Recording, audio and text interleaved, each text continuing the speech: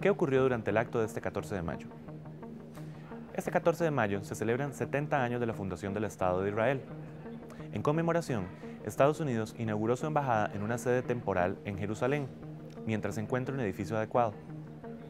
Asistieron varias personalidades políticas estadounidenses, en cuenta Ivanka Trump, la hija del presidente, y su esposo, Jared Kushner, ambos son asesores. Además, asistieron el secretario del Tesoro estadounidense y otras personalidades políticas y periodísticas de la derecha estadounidense, así como, por supuesto, muchísimos políticos israelíes afines al primer ministro Benjamin Netanyahu. ¿Qué significa que Estados Unidos haya trasladado su embajada a Jerusalén?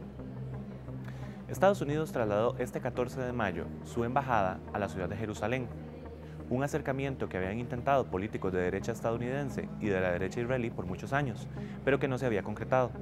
Lo que significa formalmente es que Estados Unidos reconoce a Jerusalén como la capital del Estado de Israel. Por años, esto se ha mantenido al lado de las negociaciones porque el Estado palestino propuesto también quiere que Jerusalén sea reconocida como su capital, específicamente Israel, la Jerusalén occidental, y Palestina, la Jerusalén oriental. Al mover su embajada, Estados Unidos se convierte en uno de los dos países nada más que han hecho este movimiento, el otro es Guatemala. La mayoría tiene consulados en Jerusalén, pero la embajada formal en Tel Aviv, que es el centro económico de Israel. Ahora bien, ¿qué estaba ocurriendo en la frontera de Gaza durante la inauguración de la embajada de Estados Unidos en Jerusalén? A lo largo de 7 semanas, cientos de manifestantes palestinos se han estado aglomerando en la frontera en conmemoración de Al-Nakba, el día de la catástrofe. Esta fecha lo que recuerda es las tierras que los palestinos tuvieron que dejar o de las que fueron expulsados por colonos israelíes a la fundación del Estado de Israel hace 70 años. Estas manifestaciones han sido confrontadas por el ejército israelí. Según las autoridades palestinas, hay más de 40 muertos y 2.000 heridos. Además, está por iniciar el Ramadán, la temporada más sagrada para el Islam. ¿Cuáles son algunas posibles consecuencias del traslado de la Embajada de Estados Unidos a Jerusalén?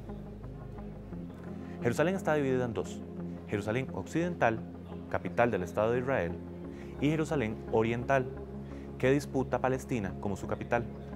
Esto es así desde 1967, cuando Israel ocupó el lado oriental de la ciudad. Antes de eso, cuando estaba bajo control jordano, los judíos no podían ingresar al lado oriental, que es donde se ubican muchísimos de los sitios sagrados para el Islam, para los judíos y para los cristianos. Los palestinos desean dividir formalmente la ciudad y hacer del lado oriental su capital.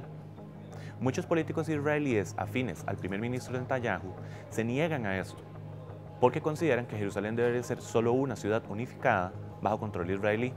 ¿Por qué no ha reaccionado con más vehemencia el mundo árabe? Cuando se anunció esta controversial decisión del presidente Donald Trump de trasladar formalmente la embajada a Jerusalén, se temió que hubiera una explosión en los países árabes, que apoyan a Palestina en su gran mayoría. No obstante, la reacción ha sido más bien callada.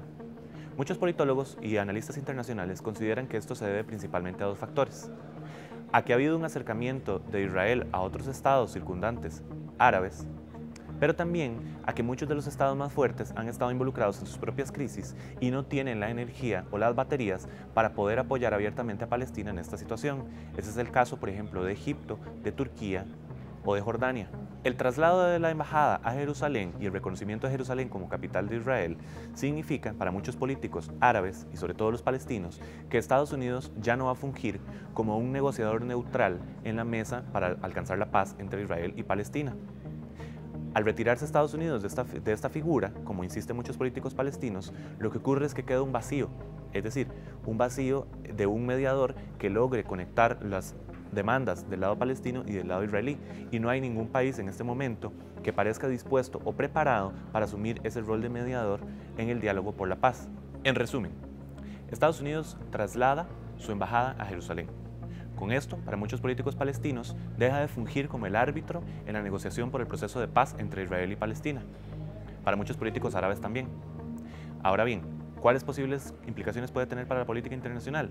Habría que esperar mayor claridad de parte del gobierno de Donald Trump, mayor claridad de parte del gobierno palestino y además la concesión de algunas demandas que se le hacen al gobierno israelí, pero esto no parece probable en el corto plazo. Asimismo, Israel va a tener que responder al escándalo internacional que está provocando la confrontación en la frontera de Gaza, que ha provocado más de 40 muertos y 2.000 heridos según las autoridades palestinas. En los próximos días se esperan pronunciamientos de organismos internacionales y de otros países que se han opuesto a que Estados Unidos traslade su embajada a Jerusalén por las señales negativas que esto puede enviar al proceso de paz.